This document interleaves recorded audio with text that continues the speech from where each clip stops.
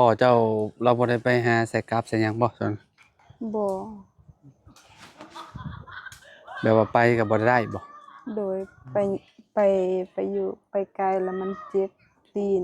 ย่างไปไกลเจ็บตีนบ่โดยอ๋อเบาหวานขึ้นเบาหวานขึ้นโดยเราเป็นเบาหวานใช่บ่พ่อเจ้าโดยเอ่อเป็นเบาหวานขึ้นตา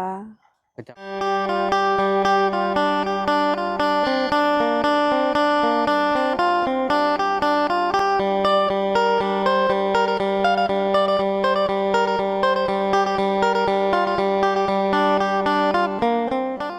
กราบสบายดีสวัสดี FC เบิดสุขูสู่คนเนาะบ่ว่าสิอยู่ในและก็ต่างประเทศเด้อพี่น้องมาพบมาพอกันกับเฮาคือเก่าพี่น้องเนาะอยู่พี่เด้อบัดนี้เด้อเนาะอยู่ที่บ้านแก่งทองเมืองสกลแขวงสะหวรรณเขตพี่น้องเนาะก็เข้ามาหาทางน้องบุตรพี่น้องเนาะบ่ได้มาหาน้องบุตรก็ตั้งแต่พู้นแหละพี่น้องตั้งแต่มื้อเข้ามาหากับเบาบุญบ้านป่าเบาไร่พู้นแหละพี่น้องเนาะมื้อนี้ก็กลับมาหาเพิ่นอีกเทื่อนึงพี่น้องเนาะก็มาแสดงความยินดีกับน้องเพิ่นเนาะที่ได้เงินสมทบเฮ็ดเทือนเฮ็ดชาตินะพี่น้องกับผู้ใหญ่ทางบ่าวบุญสารวัตรเพิ่นพุ่นแหละเนาะก็ดีใจนำเด้อน้องเด้อเนาะตอนนี้เดี๋ยวเข้าไปหาทางน้องบุตรเพิ่นก่อนพี่น้องบ่ฮู้ว่าน้องเพิ่นเฮ็ดหยังอยู่เนาะโดยไปพี่น้องเนาะมากระถึกจังหวะน้องเพิ่นหดพักอีกแล้วพี่น้องเนาะอ๋อโอ้มาบัดนี้เปลี่ยนแปลงหลายได้พี่น้องเนาะสบายดีเด้อน้องเด้อปอเปลี่ยนไปหลายอย่างแล้วนี่เนาะน้องเนาะโอ้ขออนุญาตเด้อน้องบุตรพี่น้องเนาะปอเขียวคักอีหลีนี่เนาะเจ้าบ่ได้ใส่ปุ๋ยบ่บ่อ๋อเขียวดีหล่อพี่น้องเนาะเขียวแฮงเนาะพี่แบ้เจ้านี่สุดยอดเลยเนาะอ๋อพี่น้องออกเบิดทุกอย่างเลยบัดนี้เนาะบ่ว่าสิเป็นอันนี้มักแตงบ่โดยมักแตงพี่น้องเนาะถ้าคือสิโฮดบ่นี่น่ะโฮดยามแรงเนาะโดยอันนี้ผักชีพี่น้องเนาะหรือว่าผักหอมป้อมนั่นแหละเนาะผักบัวเจ้าไปเอาพุดมันนำไผซะน้องเอาอยู่นี่อ๋ออยู่นี่บ่โดยมเขียวงามมาเลยพี่น้องเนาะผักบัวนี่ก็ได้เนาะอีกบ่โดดนี่ได้เก็บแล้วนี่เนาะอันนี้ก็อากาศคือกันพี่น้องที่แห้งอีหลีพี่น้องเนาะแบบว่ามันออกแทบทุกเม็ดเลยคิดว่าเนาะงามพี่น้องงามแห้งเนาะมันใหญ่จักหน่อยนี่เจ้าก็อันนั้นน้องเจ้าก็ยอดเอาเนาะโดยย้อนเอาไปอันน่ะเอาไปคั่นชมพี่น้องเนาะคั่นชมกินเนาะแซ่บๆพี่น้องเนาะหรือว่ามีตีนงัวจินยังก็ใส่ไปเลยพี่น้องเนาะเป็นจะได้งานดองเมื่อนั้นเต้นบ่ บ่ คิดว่าเต้นจะดอกเนาะอ๋อพี่น้องคักอีหลีปากเราเนาะเมื่อนั้นบ่าวบุญเพิ่นมาแจ้งยอดสมทบเฮ็ดเฮือนบ่มื้องานดองกับเจ้าน่ะแม่นบ่โดยเป็นจังได๋มื้อนั้นดีใจว่าซั่นดีใจอืมจะคิดกับฝันอยู่บ่คิดอยู่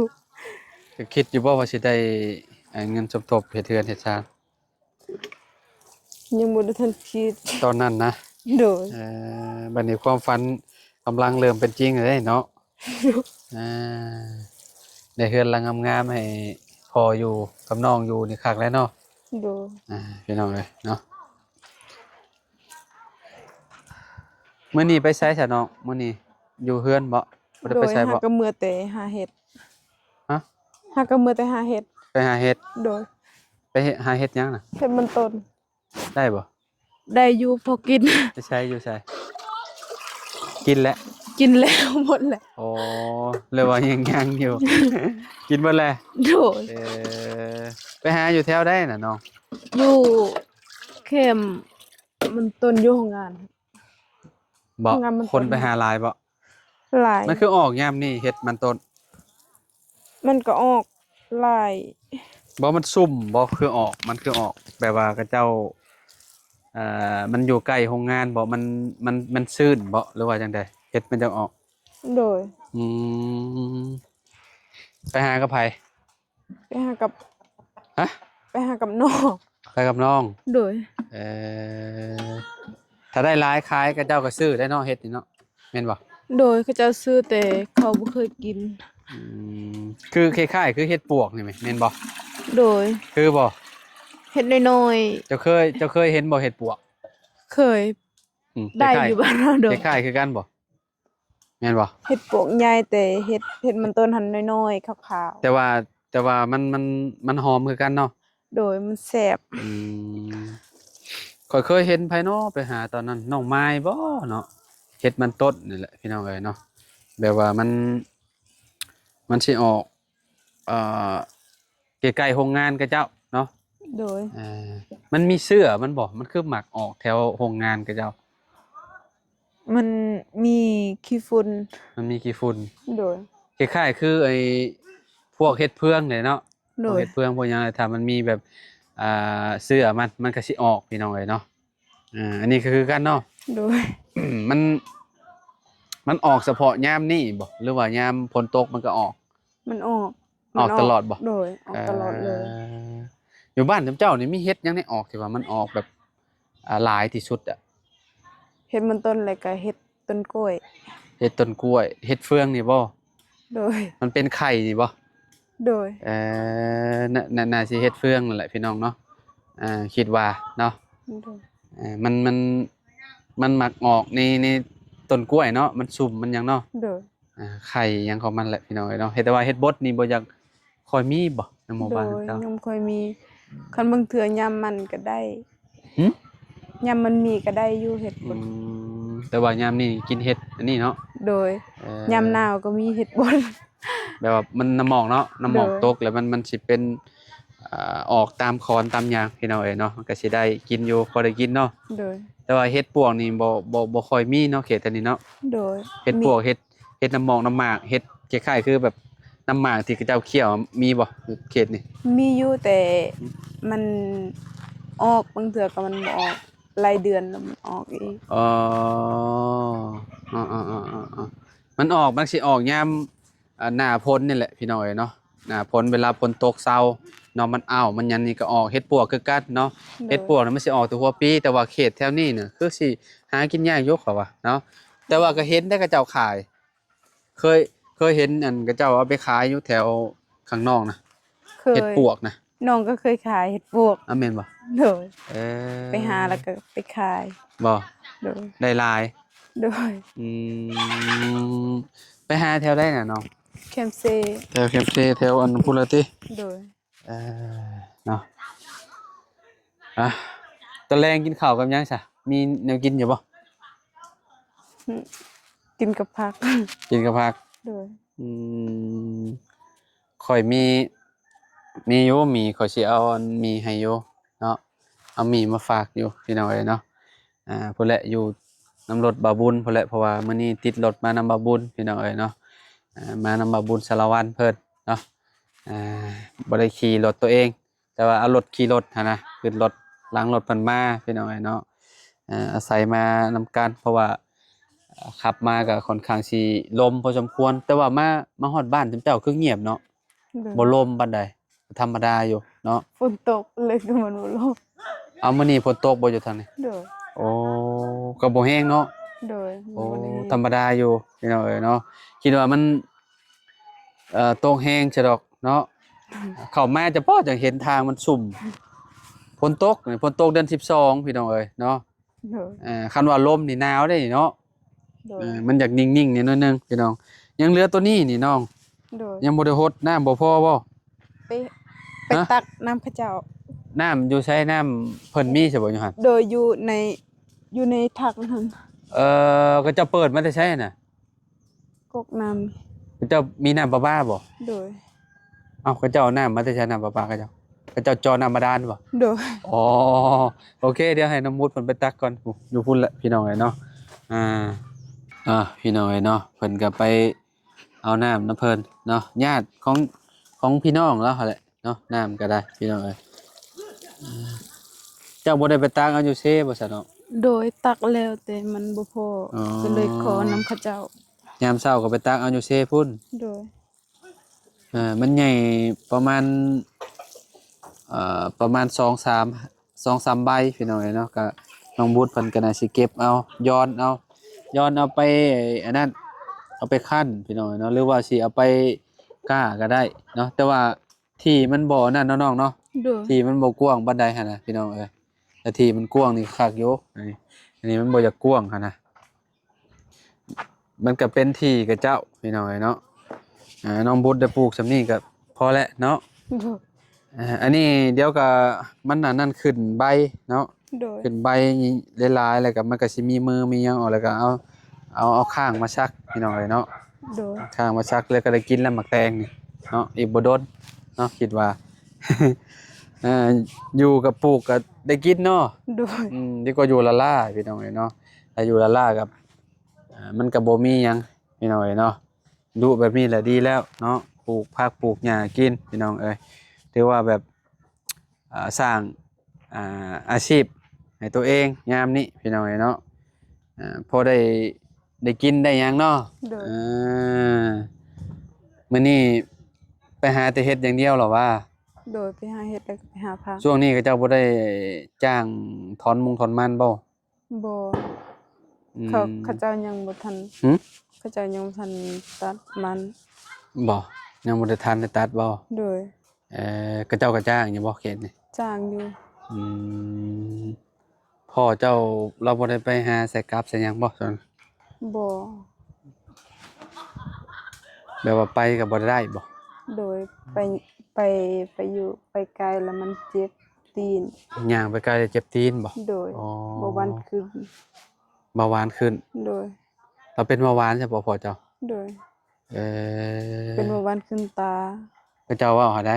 โดย ไปหาหมอมาแล้ว โดย เป็นเบาหวานขึ้นตา โดย อืมไปหาตอนใดน่ะเนาะ ไปหาตอนที่พ่อเจ็บตีนหั่นเป็นเบาหวาน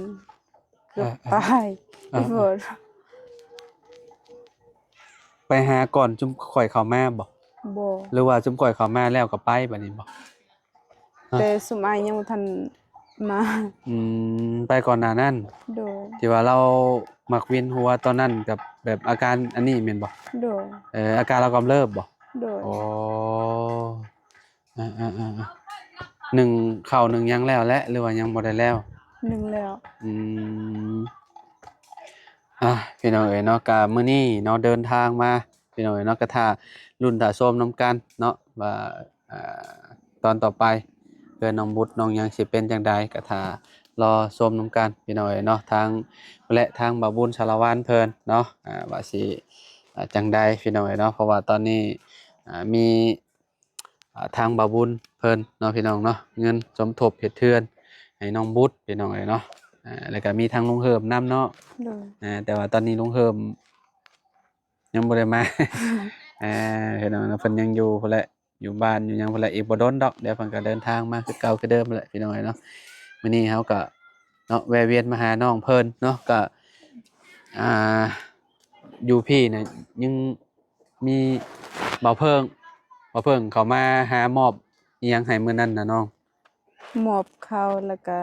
หมอแล้วก็บ่วงแล้วก็ถ้วยแล้วก็จาน มอบข้าว โดยหมอ ข้า บ วสาร ข้าว หมอบติบข้าว มอบติบข้าวมอบติบข้าวให้ โดย แล้วก็ถ้วยบวงเนาะ โดย ไว้ใส่แนวอยู่แนวกินเนาะ โดย ติบข้าวก็เอาไว้ใส่ข้าว โดย เนาะพี่น้องเอ้ยเนาะในเฮือนเจ้ามันบ่ได้มีเนาะ โด แบบ ย ว่าพวกถ้วยพวกหยังเนาะ โดย บ่เคยซื้อบ่เนาะเคยซื้ออยู่แต่ว่ามันหาย โดย มันโดนไปมันเก่าเนาะ โดย พี่น้องเอ้ยเนาะเนาะเอาก็สิประมาณนี้แหละพี่น้องเอ้ยเนาะทางน้องบุตรเพิ่นมากระถึกจังหวะน้องเพิ่นโหดหัวโหดชวนพอดีเลยพี่น้องเอ้ยเนาะเฮาก็ได้เนาะเดินทางหากะมาฮอดเมื่อกี้นี้เนาะไปแวะหาสารเพนก็บ่ได้เจอเพิ่นซ้ำพี่น้องสารเพนก็ได้ เพราะว่าเพิ่นไปหาขุดแมงตะโอดเพิ่นว่าพี่น้องอยู่บ้านโพคับพี่น้องถ้าไป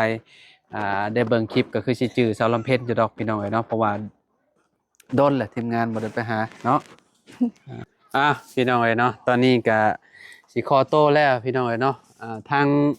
น้องบุตรสิไปไสอยู่บ่น้องบ่ได้ไปไสติ บ่ได้ไปไส นี่ฝากให้น้องเจะนำเด้อ โดย เพราะว่ามีนมเปรี้ยวนํพี่น้องเอ้ยเนาะให้จักชื่อไปจังดอกเขาบ่ฮู้ชื่อแล้วน้องเจ้าชื่อหยัง โอ้ย น้องออย โดย โอ้ชื่อเรางามอยู่สัตว์พี่น้องเอ้ยเนาะฝากเอานมเปรี้ยวให้เรานำเนาะ โดย มีแต่นั่นแหละลวกกินแค่นั้นแหละพี่น้องเอ้ยเนาะอาหารบ้านเฮาเนาะคันว่าบ่มีอีหยังแท้ๆนะค่อยกินอันนี้ก็แล้วค่อยน่ะบ่ได้ยากพี่น้องเอ้ยเนาะแต่บ่ฮู้ว่าคนอื่นว่าเพิ่นสิกินแล้วสิแล้วบ่หั่นน่ะคะแนนบ่มีอีหลีนะบ่มีกับข้าวนะค่อยไปซื้อมีเลยนั่นแหละกินกับข้าวเหนียวแล้วค่อยน่ะ พี่น้องเอ้ยเนาะก็แซ่บอีกแบบหนึงเด้พี่น้องเอ้ยเนาะแบบว่ามันง่ายดีเนาะหรือว่าปลากระป๋องปลากระป๋องก็โอเคเนาะมันง่ายดีพี่น้องเอ้ย สุมายกินข้าวแหละ สุมายกินมาแล้ว กินมาอยู่ปู๊ดอยู่เชตม่วกพุ่นแหละพี่น้องเอ้ยเนาะแวะกินแล้วก็เข้าไปบ้านชาวลำเพ็ญเพิ่นแต่ว่าบ่ได้พ่อเพิ่นดอกเข้าไปก็ประมาณเกือบ30 กิโลผมจักเข้าไปบ้านชาวลำเพ็ญพี่น้องเอ้ยเนาะทางแบบสุดโหดเลยคือทางบ้านน้องบุตรนี่แหละพี่น้องเอ้ยเนาะเข้ามาแต่ว่าบ้านชุมเพิ่นมันใกล้ก็มันนี่อันนั้นน่ะไกลแฮงพี่น้องเพื่อสิเข้าไปได้ก็โอ้ตใช้เวลาเกือบชั่วโมงพี่น้องเอ้ยเนาะเอ้าจังได๋ก็ดีใจนำเด้อน้องเด้อเนาะก็ถ้ารอลุ้นรอชมนำกันว่าทางบ่าวบุญเพิ่นสิมาแจ้งอีหยังน้องบุตรเพิ่นต่อพี่น้องเอ้ยเนาะสำหรับคลิปนี้เนาะขอตัวแล้วขอบคุณพ่อแม่พี่น้อง FC บ่สุขทุกคนเนาะที่ติดตามฝากกดไลค์กดแชร์หน่อยเด้อพ่อแม่พี่น้องเอ้ยเนาะใกล้สิปีใหม่แล้วพี่น้องเอ้ยเนาะอีกบ่ดนได้นี่เนาะเพราะว่าเดือนนี้เป็นเดือนสุดท้ายของปีแล้วพี่น้องเอ้ยเนาะวันเวลาไวอีหลีพี่น้องเอ้ยเนาะเอาไปเอามาสิข้ามปีแล้วพี่น้องเอ้ยเนาะไปเอาสบายดีเด้อน้องเด้อเนาะโดย